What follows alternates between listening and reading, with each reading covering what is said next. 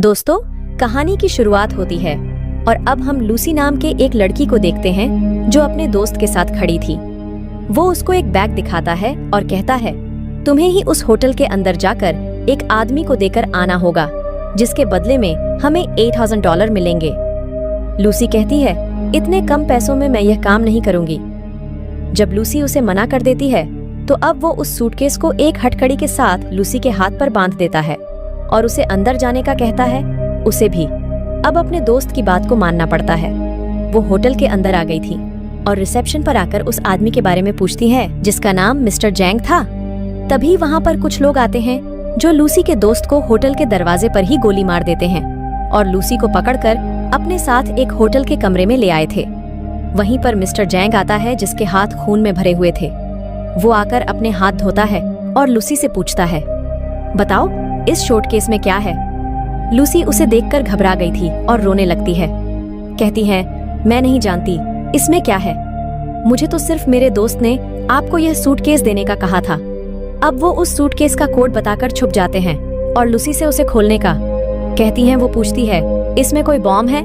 जैन कहता है, हो सकता है, मुझे तुम्हारे दोस्त पर बिल्कुल भरोसा नहीं, वो कुछ भी कर सकता है।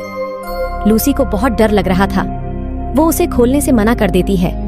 जैंग के आदमी जब उस पर गन करते हैं तो बेचारी डर कर कहती हैं, वेट रुको, मैं खोलती हूँ। अब वो उस सूटकेस को कोट लगाकर जब खोलती है तो उसमें से 4 नीले कलर के पैकेट्स मिलते हैं जो किसी तरह का ड्रग था।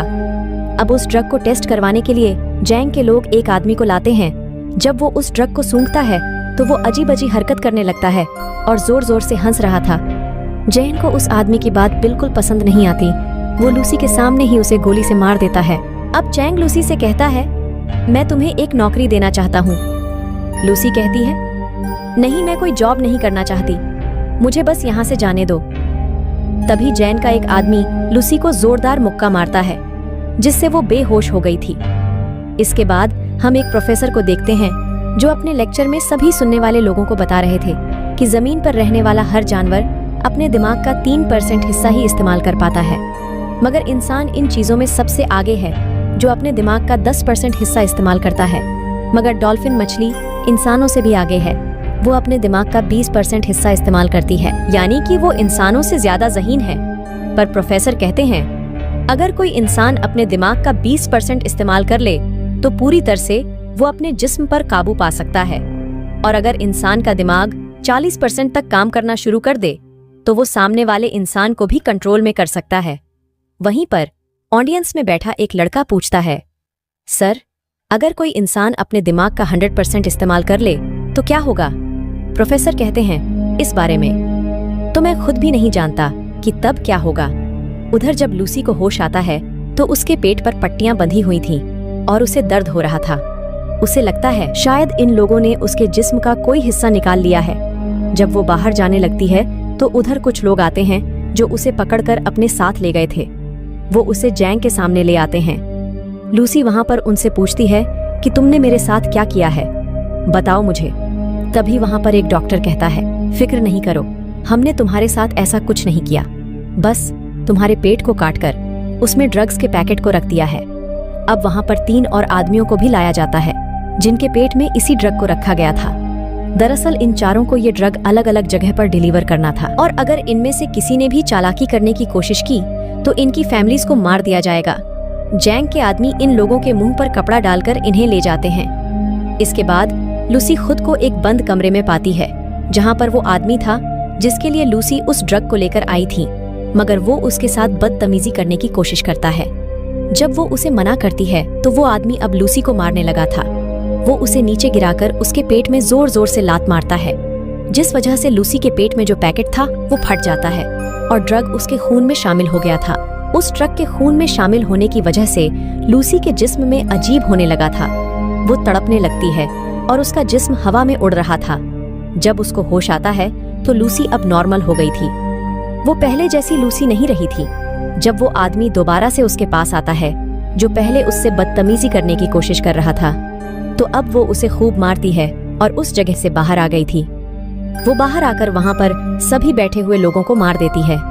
इस लड़ाई में लूसी को भी एक गोली लग गई थी, मगर वो बड़े ही आराम से उस गोली को अपने जिस्म से अपने ही हाथ से बाहर निकाल देती है। देखने में ऐसा लग रहा था कि जैसे उसे कोई दर्द ही महसूस ना हो। अब लूसी उस जगह से बाहर निकलकर कुछ और लोगों को अपनी गन से मार देती है और फिर टैक्सी लेकर हॉस्पिटल पहुंचती है, जहां पर कुछ डॉक्टर एक मरीज का ऑपरेशन कर रहे थे।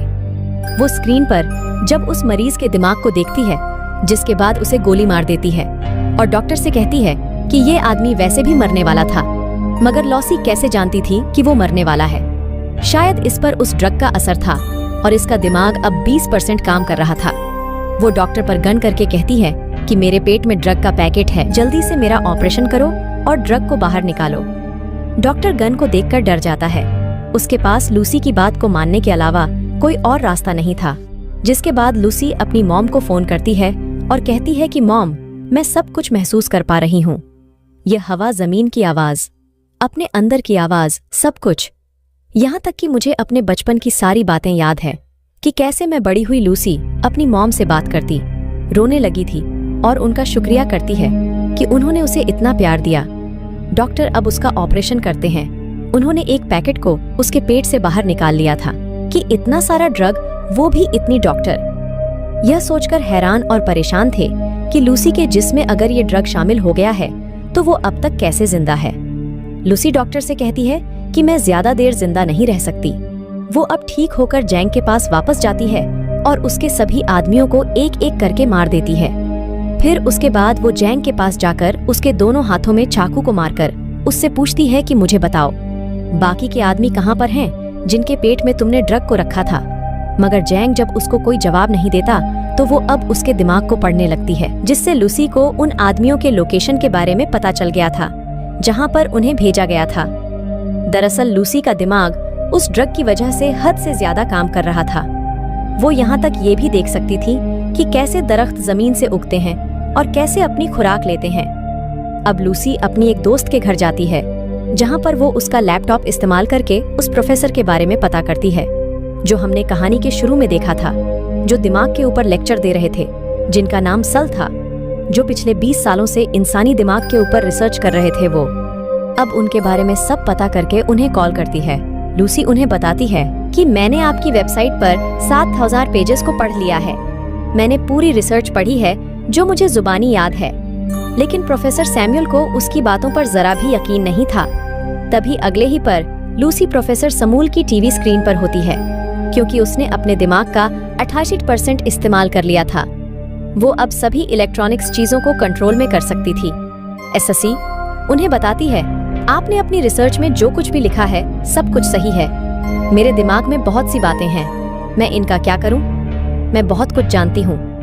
तो प्रोफेसर समूल कहते हैं, फिर तो तुम्हें ये सब बाकी लोगों को भी बताना चाहिए। लूसी अब प्रोफेसर समूल से मिलना चाहती थी।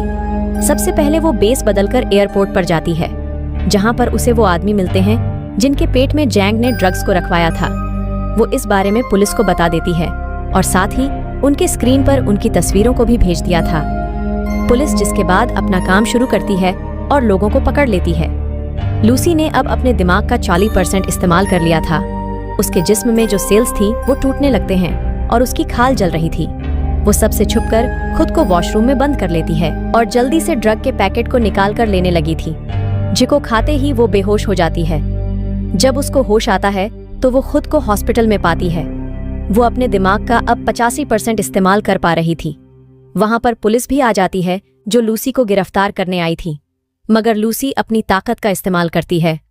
उसने इंस्पेक्टर के अलावा वहां पर जितने भी पुलिस वाले थे सबको बेहोश कर दिया था।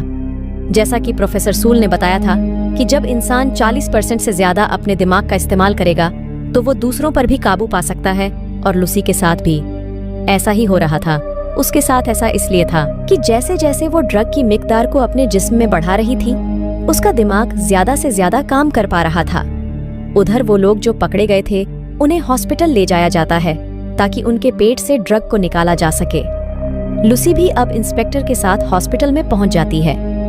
हम यहाँ पर देख पाते हैं कि लूसी के दिमाग की ताकत इतनी बढ़ गई थी कि अब वो सारे शहर की फोन कॉल्स को भी सुन पा रही थी। तभी उसे पता चलता है कि जैंग के लोग भी हॉस्पिटल में पहुंच गए हैं। लूसी भी अब जल्दी से हॉस्पिटल पहुंचती है। वहां पर जैंग के लोग पहले ही मौजूद थे, जो उस पर गन तानकर खड़े हो जाते हैं। मगर लूसी के सामने वो ज्यादा देर तक टिक नहीं पाते। वो उन्हें हवा में किसी शॉपर की तरह उड़ा देती है और उनके हथियार छत पर किसी मकनातीस की तरह चिपक पक गए थे। वो अपने सामने आने वाले एक एक आदमी को दूर करती है जो दीवार में जाकर लगते हैं और दीवार में भी सुराख हो गए थे। लूसी अब उनसे वो बैग लेती है जिसमें ड्रग था जो इन्होंने यहाँ से डॉक्टर से लिया था। वो भी इंस्पेक्टर को अपने साथ चलने का कहती है। उसने जो इतना सब देख लिया था वो लूसी से कहता है, मुझे लगता है कि तुम्हें मेरी मदद की जरूरत नहीं होगी। आगे वो उस इंस्पेक्टर के पास आती है और कहती है, तुम मेरे लिए एक रिमाइंडर की तरह हो जिसे मैं हमेशा याद रखना चाहती हूँ। चलो मेरे साथ चलो। वो से लेकर अब प्रोफेसर समूल से मिलने के लिए निकल जाती है, मगर जैंग ने उसे जाते हुए देख लिया था। वो भी अब अपने आदमियों के साथ उसका पीछा करता है। वहीं पर हम प्रोफेसर सैमुअल को देखते हैं जिन्होंने सभी उन डॉक्टर्स और प्रोफेसर्स को बुला लिया था जो अपनी अपनी रिसर्च में माहिर थे। वहां पर अब लूसी भी आ गई थी। प्रोफेसर समूल सबको लूसी से मिलवाते हैं। सभी मिलकर काफी हैरान थे, मगर एक प्रोफेसर को लूसी पर शक था। वो अब उसको पकड़कर उसके बारे में बताती है कि जब तुम्हारी बेटी 6 साल की थी तो उसकी मौत कार एक्सीडेंट की वजह से हुई। ये सुनकर वो हैरान हो गए थे क्योंकि इस बारे में आज तक कोई भी नहीं जानता था और इसी वजह से सभी लूसी पर यकीन करने लगे थे। वो सभी को वहां पर वो जानकारी देने लगती है जिसके बारे में वो सब कुछ जानती थी। वो अपने जिस्म में म्यूटेट्स को भी बदलने लगती है। कभी उसका हाथ किसी चुड़ैल की तरह खतरनाक, तो कभी एक हाथ को वो 2 हाथों में बदल रही थी। यह देखकर सभी हैरान थे। लूसी कहती है कि हमें हमेशा सिखाया गया है 1+2 होते हैं, दरअसल नंबर होते ही नहीं हैं। ये नंबर्स तो इंसान ने खुद को समझाने के लिए बनाए हैं ताकि उन्हें चीजें आसानी से समझ आ जाएं। प्रोफेसर सैमुअल कहते हैं कि अगर दुनिया मैथमेटिक्स रियाजी पर नहीं चलती तो फिर कैसे चलती है। लूसी उन्हें समझाती है कि एक गाड़ी है जो बहुत तेज चल रही है और चलते चलते वो इतनी तेजी से चलने लगी कि दिखना ही बंद हो जाए। वो नजर तो नहीं आएगी पर चल रही होगी। असल में सिर्फ एक वक्त ही जरूरी है। टाइम के बगैर हमारा कोई वजूद नहीं। तभी वहां पर जैंक और उसके लोग आ जाते हैं। उन्होंने बिल्डिंग को चारों तरफ से घेर लिया था। इस इक्टर लूसी से कहता है, हम ज्यादा देर तक उनको नहीं रोक पाएंगे। लूसी अब अपने जिस्म में ड्रग की ड्रिप्स को लगवा लेती है जो कि हॉस्पिटल से लेकर आई थी। वो प्रोफेसर को कहती है कि मैं एक कंप्यूटर बनाऊंगी और अपनी सारी जानकारी उसमें महफूज कर दूंगी, फिर जिसके बाद आप उसे एक पेन ड्राइव में स्टोर कर लेना जो आगे की जिंदगी में इंसानों की भलाई के लिए काम आ सकती है। प्रोफेसर जानते थे कि इतने ज्यादा ड्रग्स की डोज लेने के बाद लूसी बच नहीं पाएगी। लूसी भी इस बात को जानती थी, मगर अब वो खुद को सैक्रिफाइस को बान करने के लिए तैयार थी। वो अपने दिमाग के 70% हिस्से को इस्तेमाल करती है, जिसके बाद वह कमरे में मौजूद सभी मेटल्स और एनर्जी का इस्तेमाल करके एक बहुत बड़ा कंप्यूटर तैयार करती है जिसके अंदर वो अपनी सभी जानकारी को स्टोर करने वाली थी। और फिर वो अपने दिमाग का 80% हिस्सा इस्तेमाल करके एक कंप्यूटर तैयार करती है जो इस तरह की नॉलेज जानकारी को स्टोर कर सकता था। लूसी अपने दिमाग को इस हद तक इस्तेमाल कर लेती है कि वो वक्त के दूसरे हिस्से में भी पहुंच गई थी, यानी कि वो टाइम ट्रेवल भी कर सकती थी। इसके बाद वो हजारों साल पीछे जाकर जमीन पर जब डायनासोर थे वहां पर पहुंच जाती है। जब वो उस वक्त से थोड़ा और पीछे जाती है तो वो उस वक्त में पहुंच गई थी जब इंसान का कोई वजूद ही नहीं था, सिर्फ चंद ही इंसान थे, मगर वो भी जानवरों के रूप में। अब लूसी वापस आती है। जैसे जैसे वो अपने दिमाग का इस्तेमाल कर रही थी उसका जिस्म गायब होता जा रहा था। जब वो 99% पर अपने दिमाग का इस्तेमाल करती है तो आसमान पर उस वक्त में पहुंच जाती है जब जमीन का यह हिस्सा बना था। वहां पर अब जैंग भी आ गया था। इससे पहले वो लूसी को मारता, वो अपने दिमाग का 100% हिस्सा इस्तेमाल करके गायब हो गई थी। वहीं पर इंस्पेक्टर आ जाता है जिसने अब जैन को मार दिया था। लूसी प्रोफेसर को आखिरकार पेन ड्राइव देती है जिसमें उसने अपने दिमाग के सारे डाटा को स्टोर कर दिया था। इंस्पेक्टर पूछता है, लूसी तुम कहाँ पर हो? तभी उसके फोन पर मैसेज आता है, मैं हर जगह पर हूँ। कहानी के आखिर में हम वही आवाज को सुन पाते हैं जो हमने कहानी के शुरू में सुनी थी कि अरबों साल पहले हमें जिंदगी दी गई, मगर हमने उसके साथ क्या किया, क्या समझा।